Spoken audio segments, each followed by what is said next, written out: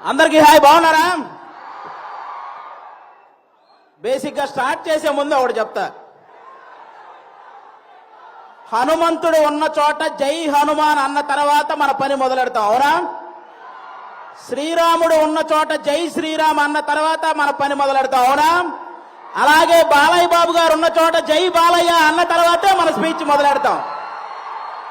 ఒక్కసారి జై బాలయ్య అనండి. ఇప్పుడు బాలకృష్ణ గారి గురించి మాట్లాడుకునే ముందు మనం ఒకరి గురించి ఈరోజు మాట్లాడుకోవాలి. ప్రపంచంలో మనం ఏ మూలన ఉన్నా నేను తెలుగువాణ్ణి అని గర్వంగా ధైర్యంగా చెప్పుకుంటున్నాము అంటే ఆ గర్వం పేరు, ఆ ధైర్యం పేరు నందమూరి తారక రామారావు గారు. శ్రీరాముడు, శ్రీకృష్ణుడు ఈ దేవుళ్ళు ఎలా ఉంటారో మనకు తెలియదు, కానీ రామారావు గారు ఆ పాత్రలు వేసినప్పటి నుంచి శ్రీకృష్ణుడుగా ఆయన ఫోటోలే ఇంట్లో పెట్టాం, శ్రీరాముడుగా ఆయనకే చేతులెత్తి దండం పెట్టాం, అవునా కాదా? అలాగే మీరందరూ గమనించినట్టయితే మీ రామారావు గారి గురించి చెప్పాలంటే నాకు చిన్నప్పటి నుంచి ఆయన సినిమాలు ఎన్నో చూసి పెరిగా. మీరు బొబ్బిలి పులి అనే ఒక సినిమా చూసారా? మీరు లాస్ట్ లో ఒక 15 నిమిషాల కోర్టు సీన్ ఉంటుంది, అది ఒక్కటి చూడండి చాలు.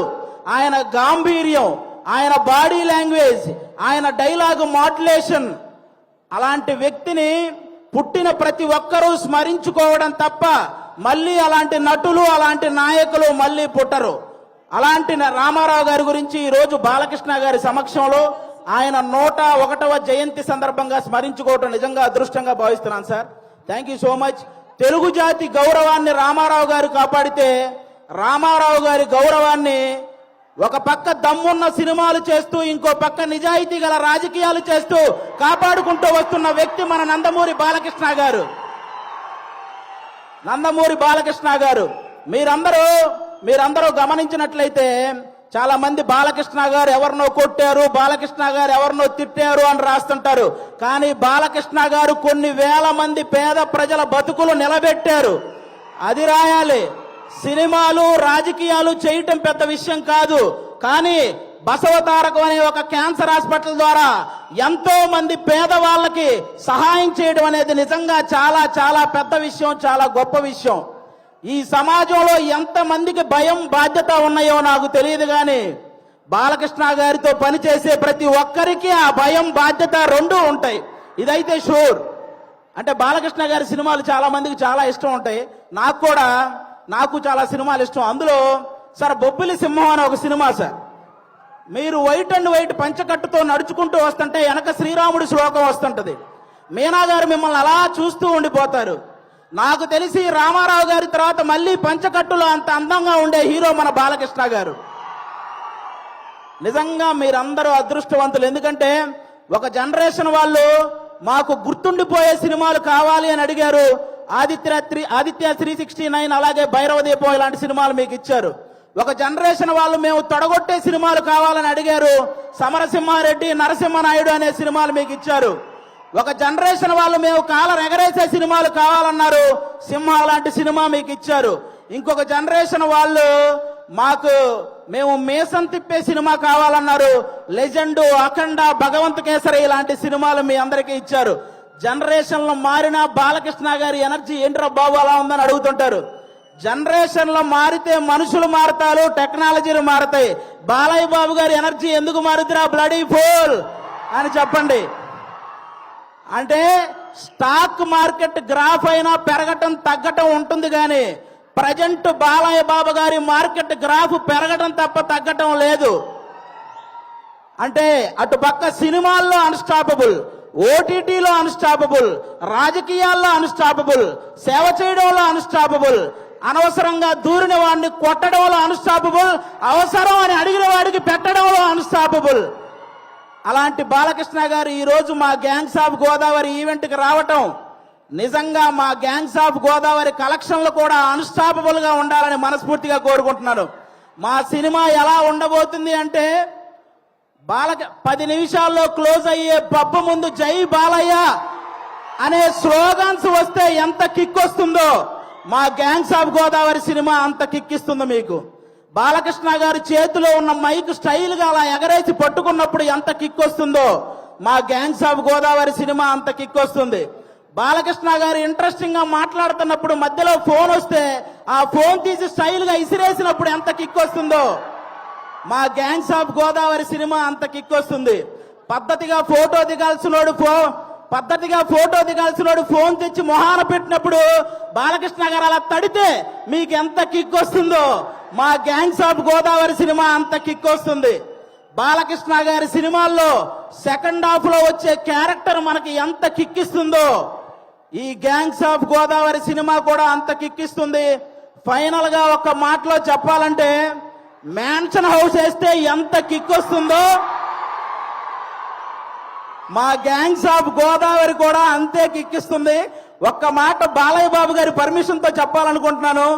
రేపొద్దున నందమూరి నటసింహం, కొణిదెల కొదమసింహం అసెంబ్లీలో అడుగు పెడితే ఎంత కిక్ వస్తుందో మా గ్యాంగ్స్ ఆఫ్ గోదావరి కూడా అంతే కిక్ వస్తుంది.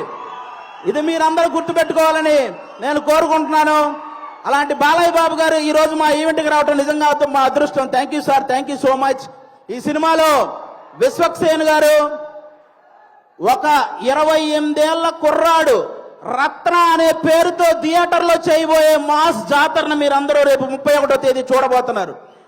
మామూలు విషయం కాదు. అతను విశ్వక్సేన్ అనే అతను సినిమాలు చేస్తే ఒకటి పెట్టిన డబ్బులు వెనక్కి వస్తాయి, లేకపోతే లాభాలు వస్తాయి, నష్టాలు మాత్రం రావు. అలాంటి పర్ఫార్మర్ అతను. 24 క్రాఫ్ట్స్ మీద పట్టున్న వ్యక్తి మన విశ్వక్సేన్ గారు. అలాంటి వ్యక్తికి ఈ సినిమా పెద్ద విజయాన్ని ఇవ్వాలని మనస్ఫూర్తిగా కోరుకుంటున్నాను. ఇక డైరెక్టర్ కృష్ణ చైతన్య గారు తన మైండ్ లో గుర్తొచ్చిన డైలాగును మీ మైండ్ లో గుర్తుండిపోయేలా రాసే రైటర్ కమ్ డైరెక్టర్ మన కృష్ణ చైతన్య గారు. మనందరికీ త్రివిక్రమ్ గారు అంటే చాలా ఇష్టం. త్రివిక్రమ్ గారికి కృష్ణ చైతన్య అనే వ్యక్తి చాలా ఇష్టం. కాబట్టి ఈ సినిమాలో ముఖ్యంగా కుప్పలుగా డైలాగులు ఉంటాయి. మీరు అవన్నీ కూడా ఎంజాయ్ చేస్తారు. నెక్స్ట్ అంజలి గారు మిమ్మల్ని సీత అనే ఒక క్యారెక్టర్ తో మైమరిచిపోయేలా చేసింది. గీతాంజలి అనే ఒక క్యారెక్టర్ తో భయపించేలా చేసింది. ఈ రోజు ఈ రత్నమాల క్యారెక్టర్ తో ఆ 2 క్యారెక్టర్లు మర్చిపోయేలా చేయబోతుంది అంజలి గారు. ఇంకో పక్క మా నేహా శెట్టి డీజే టిల్లునే భయపెట్టిన రాధిక. ఈ సినిమాలో రత్నాకి భయపడబోతున్న బుజ్జి లాగా తను చూడబోతున్నారు. రాధికాని మర్చిపోతారు, బుజ్జిని గుర్తు పెట్టుకుంటారు. షూర్ షాట్ గా చెప్తున్నాను. ఈ గ్యాంగ్స్ ఆఫ్ గోదావరి సినిమాతో మీ అందరికి ఇంకో మాట కూడా చెప్తాను. ఒక హీరోని అభిమానిస్తే ఇంకో హీరోకి వ్యతిరేకమేమో అనుకునే వాళ్ళందరికీ నేను చెప్తున్నాను, మాకు తెలుగు సినిమా అంటే పిచ్చి, తెలుగు హీరోలంటే పిచ్చి. అందరినీ అభిమానిస్తాం, అందరినీ గౌరవిస్తాం. తెలుగు సినిమా బాగుంటే టోటల్ అందరం బాగుంటామని భావిస్తాం. అలాంటి ఈ రోజు మీరందరూ కూడా ఈ సినిమాకి వచ్చి మా సినిమాను ఆశీర్వదించడానికి వచ్చినందుకు థ్యాంక్ యూ సో మచ్. అలాగే ఈ మధ్య థియేటర్కి జనాలు రావటం కొంచెం తగ్గింది.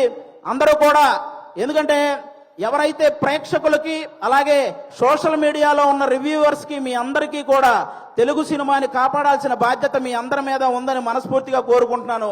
ప్రొడ్యూసర్స్ ని దృష్టిలో పెట్టుకొని రివ్యూలు రాయాలని కోరుకుంటున్నాను. ఎందుకంటే ఒక సినిమా పోతే ఇంకో సినిమా చేయడానికి హీరో అనేవాడు మనోధైర్యం తెచ్చుకుంటే చాలు, కానీ ప్రొడ్యూసర్ అనేవాడు మనోధైర్యంతో పాటు మనీ కూడా తెచ్చుకోవాలి. కాబట్టి ఆయన గురించి ఆలోచించి ఈసారి రివ్యూలన్నీ రాయాలని, తెలుగు సినిమాని బ్రతికించాలని మనస్ఫూర్తిగా కోరుకుంటున్నాను. Once again thank you sir. Balakrishna గారు, సింహం ఆ టైంకి మిగిలి ఉన్న జంతువులన్నింటినీ వేటాడేస్తుంది. బాలకృష్ణ గారు ఆ టైంకి ఉన్న రికార్డులన్నింటినీ వేటాడేస్తూ ఉంటారు. అది బాలకృష్ణ గారు. Thank you so much. జై తెలుగు సినిమా. Thank you. అది ఒక డైలాగ్ కూడా చెప్పేరాదు. బాలయ్య బాబు గారి డైలాగా ఓటీటీ అయినా సినిమా అయినా పొలిటికల్ అయినా నాన్ పొలిటికల్ అయినా ఆయన దిగనంత వరకే. Once he step in history repeats.